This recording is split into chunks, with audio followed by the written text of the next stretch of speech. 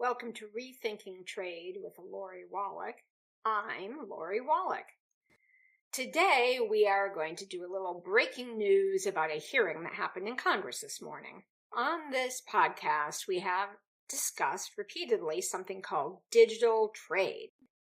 Big tech lobbyists are trying to tie the hands of Congress and regulators to evade privacy requirements or to evade anti-discrimination online rules or to try and shut down AI oversight. And the Biden administration had done a smart thing. It looked back at a trade agreement, the only one, that the U.S. has that has some really lopsided pro-big tech rules. And they said, well, that doesn't look like the way we want to go.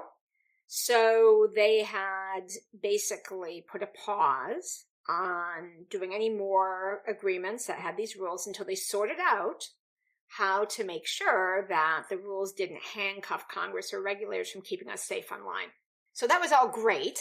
But in the department of zombie lobbyists take on Washington, the big tech lobbyists are at it again. And even though it seemed for the moment that this ploy, which was, to mix some metaphors, was like a classic Trojan horse thing, where they call it one thing, but really inside's a different thing. And just to be very clear, what it would do is it would forbid Congress or regulators from regulating data flows, even if it's for our privacy or for data security, like to keep sensitive data out of the hands of an enemy country. And there's bipartisan support for doing that. A bill passed the House of Representatives 411-0. Nothing passes like that on that very data security issue of not allowing personal data to go to certain countries. So that would be forbidden if these corporate rules went forward. All of the stuff about online discrimination, like are you getting to see the same apartments? Are you getting the same opportunities when you could try and file for a mortgage or something with the bank alone? Are you getting the same opportunities educationally when you do something online, or is there discrimination? All of that requires looking at whether the algorithms behind that kind of stuff are fair. That's the overview screenings that increasingly the government wants to do for algorithms, also for AI safety. And this rule would give absolute secrecy so that the government could never inspect. It would be like when the Food and Drug Administration asked the pharmaceutical companies, hey, what are the ingredients in this medicine? And do you have any test data to show it doesn't kill people? You know, the big drug companies expecting us to just trust them and take the drugs and not have the FDA know what the hell they were. So that secrecy rule, and then the third one was one that wouldn't allow competition policies, antitrust. So for the way too big companies that are monopolizing, squashing their competitors, you basically couldn't enforce rules that are intended to deal with their overly dominant, unfair bullying positions.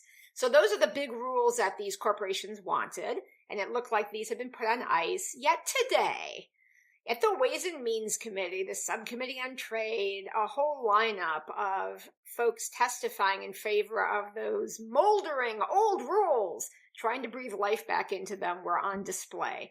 There was one guy from the AFL-CIO trying to explain why this was bad for working people, bad for consumers, but there were a bunch of other witnesses who were just saying absurd things. And there was one guy who was almost like a caricature, actually, who was just simultaneously saying, these rules don't mean anything. Do not look here, nothing to look at. Move along. And pretending that they weren't enforceable against Congress, against state legislatures. And then in another breath would say things like, we need to make sure these rules are enforced to make sure that protectionism of not allowing big tech to totally control our personal data is not put in place. And every now and then you'd see a member of Congress go, wait, why is it protectionism to not have big tech totally control my personal data? So it was revealing, but it was also revealing that these guys don't stop. So go back, please, check into some of our previous podcasts on digital trade and the sneak attack through these closed-door trade negotiations to try and really internationally preempt and impose limits on Congress or on states trying to keep us safe online. And our latest podcast edition, coming out soon, is going to talk about the 100 plus state laws that would get smacked, some of them in effect, right to repair laws, child online safety laws, the things you and your states are actually enjoying the benefit of that these guys are trying to sabotage through this so-called digital trade ploy. So that is your front row seat update from Washington, D.C. in this very day. This is Lori Wallach signing off for this episode of Rethinking Trade with Lori Wallach. Stay tuned for the next episode.